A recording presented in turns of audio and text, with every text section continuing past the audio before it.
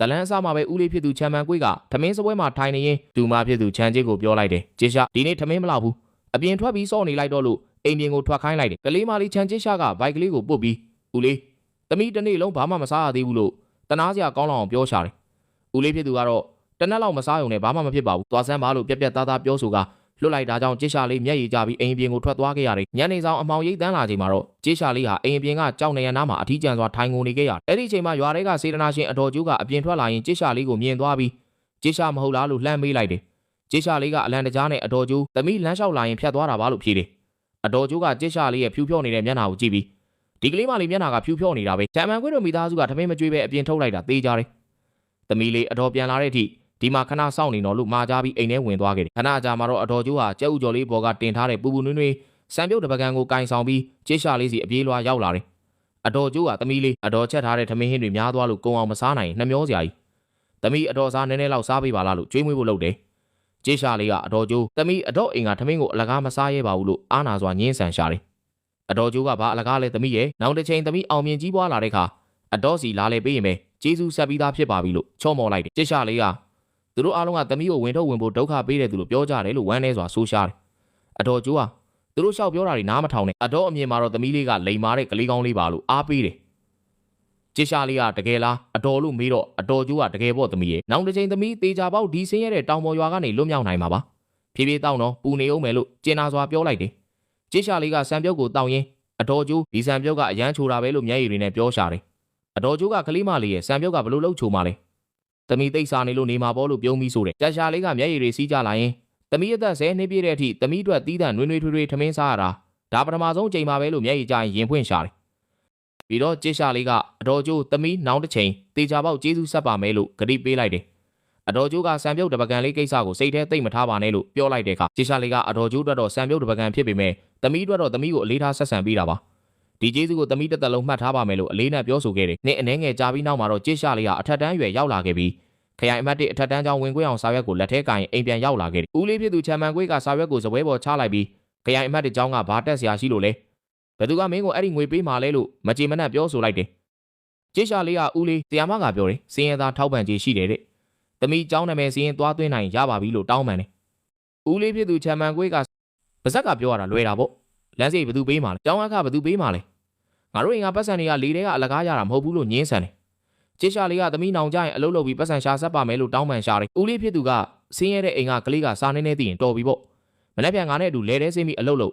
်နောက်နောင်အလကားအထိပ္ပယ်မရှိတာတွေစိတ်မကူးနဲ့လို့ပြောပြီးစာရွက်ကိုချကထွက်သွားခဲ့တယ်။ကျစ်ရှာလေးကစိတ်ပြက်အားငယ်စွာနဲ့ရွာထိပ်ကတစ်ပင်ကြီးအောက်မှာထိုင်ကုန်နေခဲ့မိတယ်။အဲ့ဒီအချိန်မှာအတော်ကျိုးရောက်လာပြီးချန်ကျစ်သမီးခရိုင်အမှတ်1အထက်တန်းကျောင်းအောင်တာကြားတယ်လို့မေးလိုက်တယ်။ကျစ်ရှာလေးကဟုတ်ကဲ့အတော်လို့ဖြေတယ်။အတော်ကျိုးကဒါမင်္ဂလာရှိတဲ့ဝမ်းသာစရာသတင်းကြီးပဲလို့အာရဝမ်းသာပြောလိုက်ပေမဲ့ကျစ်ရှာလေးကသမီးကျောင်းမတက်တော့ပါဘူး။အိမ်မှာပတ်စံမရှိလို့ပါလို့မျက်ရည်ကျရင်ဝင်ခံတယ်။အတော်ကျိုးကကျောင်းအခဘယ်လောက်လိုနေလို့လဲလို့မေးလိုက်တော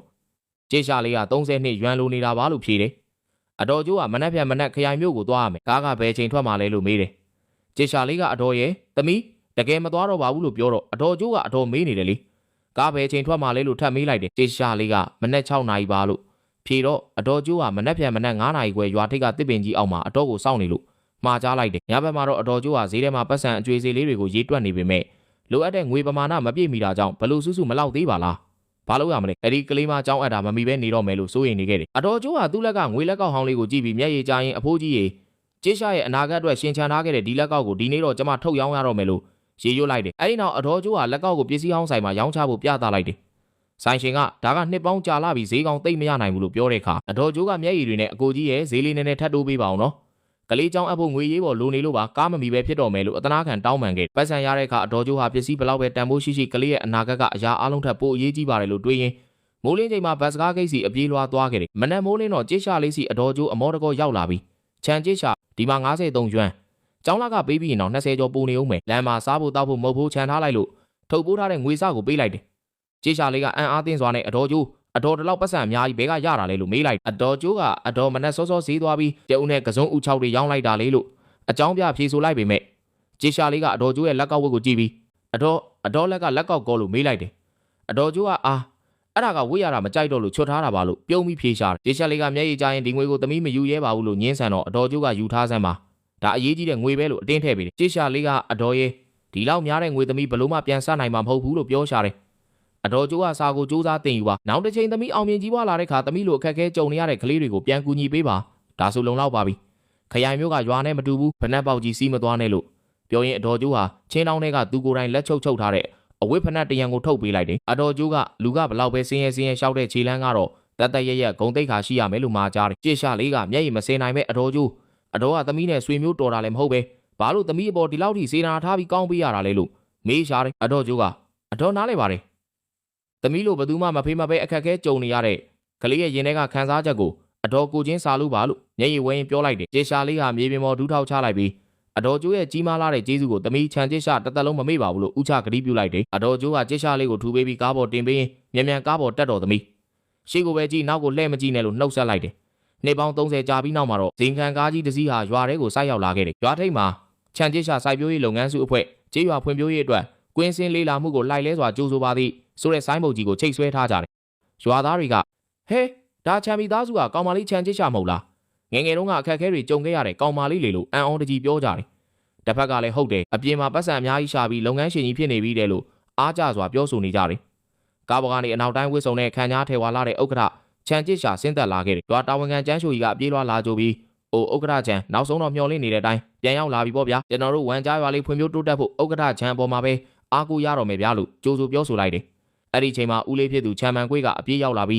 ချန်ကျစ်ရှာရီဦးလေးကမင်းလာလဲမကိုမျောနေတာဗျငယ်ငယ်တုန်းကဦးလေးအိမ်မှာစားဦးလေးအိမ်မှာနေခဲ့တာလေအခုကြီးပွားလာပြီဆိုတော့ကိုဇာတိရွာကိုမမေ့ရဘူးနော်လို့စကားဝင်ပြောတယ်ချန်ကျစ်ရှာကအေးဆက်ဆက်အပြုံးနဲ့ဦးလေးချန်ဦးလေးပြောတာလေကြည့်အောင်ကျမဘယ်လိုလုပ်မေ့နိုင်မှာလဲကျမငယ်ငယ်တုန်းကဘသူကကျမကိုစေတနာထားခဲ့လေဘသူကကျမကိုအိမ်ပြင်ထုတ်ပြီးပြစ်ထားခဲ့လေဆိုတာအခုဒီသေးချာမှတ်မိနေတော့မဲလေလို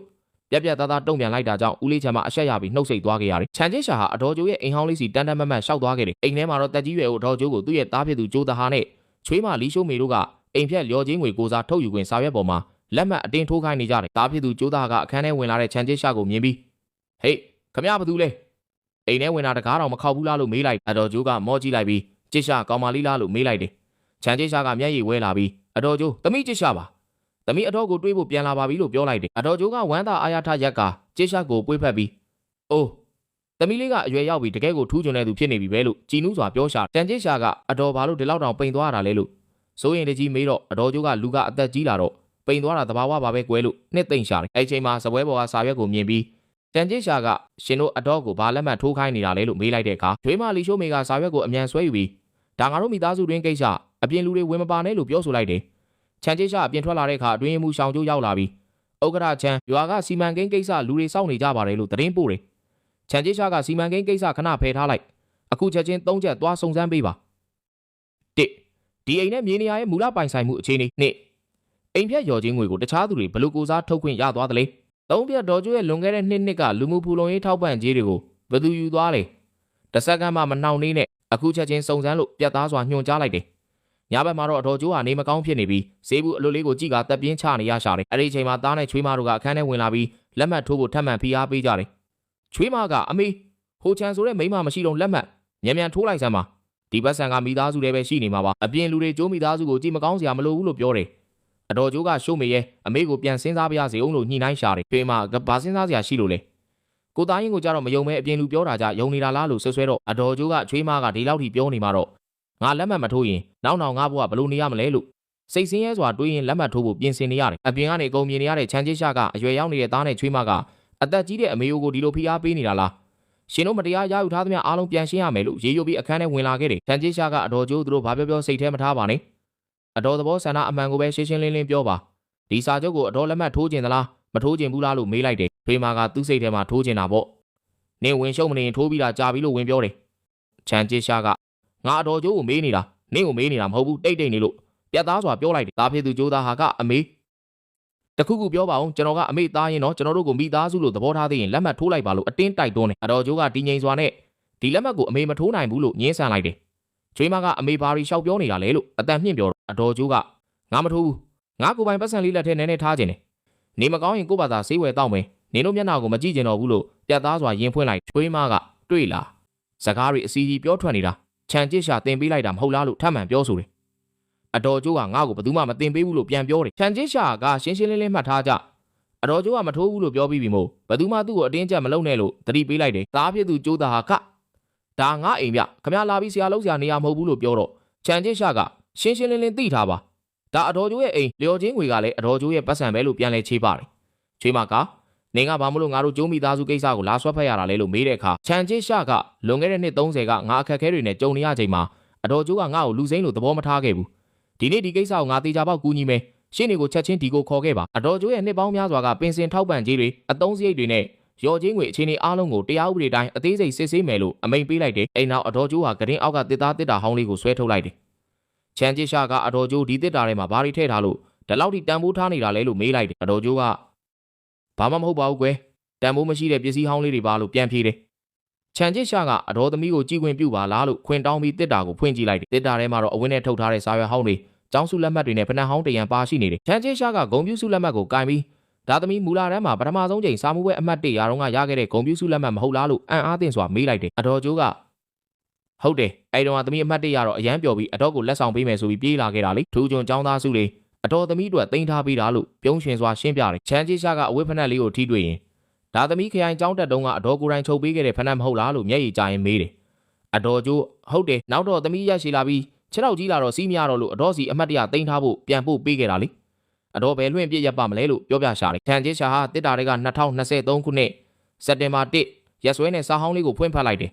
စာထဲမှာအတော်ကျိုးသမီးခရိုင်အမှတ်1ကျောင်းကိုရောက်ပြီးကျောင်းအပ်ပြီးပါပြီကျောင်းထမင်းစားဆောင်မှာနေတိုင်းနှွေးနှွေးထွေးထွေးထမင်းတွေစားရပါတယ်